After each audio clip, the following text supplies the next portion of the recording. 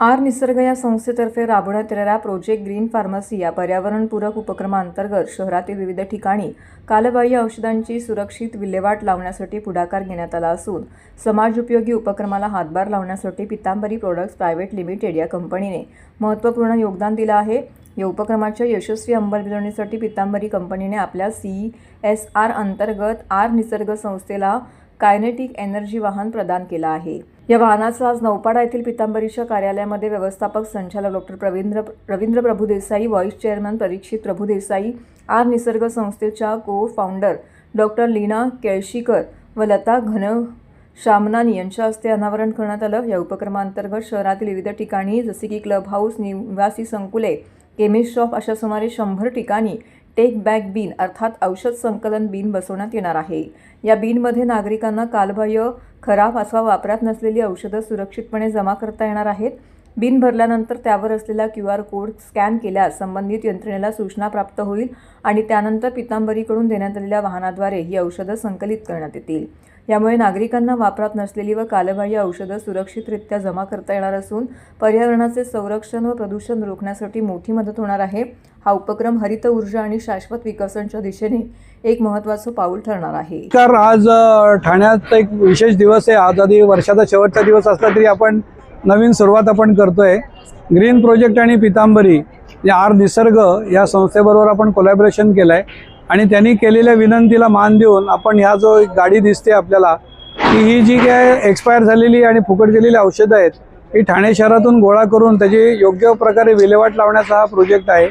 आणि डॉक्टर लीना केळशीकर आणि डॉक्टर लता या दोघींनी पुढाकार घेऊन अशा प्रकारे 100 बिन्स योजना क्लिनिकमध्ये डॉक्टरांच्या इकडे मोठ्या सोसायट्यांमध्ये केलेली आहे आणि त्याच्यावरती QR कोड पण त्यांनी दिलेला आहे।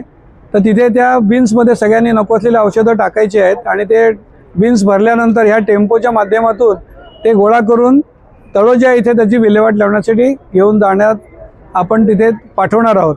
तर मी ठाणेकरांना सगळ्यांना आवाहन करतो की जास्तीत जास्त मोठ्या संख्येने या प्रोजेक्टमध्ये सहभागी व्हा आणि हे जे काही प्रदूषण टाळायचं जे आहे किंवा ही जे नवीन सुविधा केलेली आहे त्याचा आपण नक्की लाभ घ्याल आणि सुंदर ठाणे, स्वच्छ ठाणे हा जो आपला एक मंत्र आहे तो आपण अजून वेगळ्या उंचीवरती आपण घेऊन जाऊ।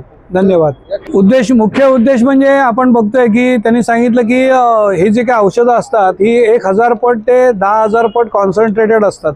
म्हणजे फार्मास्युटिकल इंडस्ट्रीमधली ही जर का आपण ही जमिनीमध्ये किंवा पाण्यामध्ये आपण जर का टाकली आणि हे चुकून पाणी कुत्रे, मांजरं किंवा कुठल्याही आपल्या पिण्याच्या पाण्यामध्ये जर का आली तर हा वेगवेगळ्या प्रकारचा आजार होऊ शकतात आणि त्याच्यातून सगळ्यात महत्त्वाचं म्हणजे तो अँटी ड्रग रेजिस्टन्स हा जो एक रोग आहे म्हणजे कुठल्याच औषधाचा परिणाम न होणारा एक प्रकारचे जंतू तयार होतात आणि ते खूप घातक आहेत आणि ते याच्यापासून टाळलं जाणार आहे। मी मोठ्या प्रमाणात आवाहन करतो की हा QR कोड आपण सगळ्यांनी स्कॅन करावा आणि आपल्या सोसायटीत किंवा 1 किलोमीटरच्या परिसरामध्ये आम्ही व्यवस्था करणार आहोत तर त्याला तुम्ही आम्हाला फोन करून किंवा QR कोड तुम्ही स्कॅन करून ही जागृती करायची आणि आपल्या घरातली लहान मुलं किंवा वयोवृद्ध किंवा लोक असतील तर कुठल्याही प्रकारे याच्यापुढे औषधं कचऱ्याच्या डब्यात जाणार नाहीत, ती जमा होऊन या बिनमध्येच येतील अशी आपल्याला एक व्यवस्था किंवा मी आवाहन सगळ्यांना या प्रकारचं करतो। मी डॉक्टर लता घनश्यामनानी, डोळ्याची स्पेशलिस्ट आहे। ठाण्यामध्ये मागच्या 25 वर्षापासून माझा प्रॅक्टिस आहे। पण ॲज अ डॉक्टर मला असं वाटतं की लोकांनी त्यांना दिलेली आमची डॉक्टरांनी दिलेली औषधं असेच डस्टबिनमध्ये किंवा फ्लशमध्ये नाही टाकावं, ती औषध त्यांनी जमा करून आमच्यासारख्या ह्या प्रोजेक्ट जे आहेत ग्रीन फार्मसी ह्या प्रकारचे बिनमध्ये टाकावं।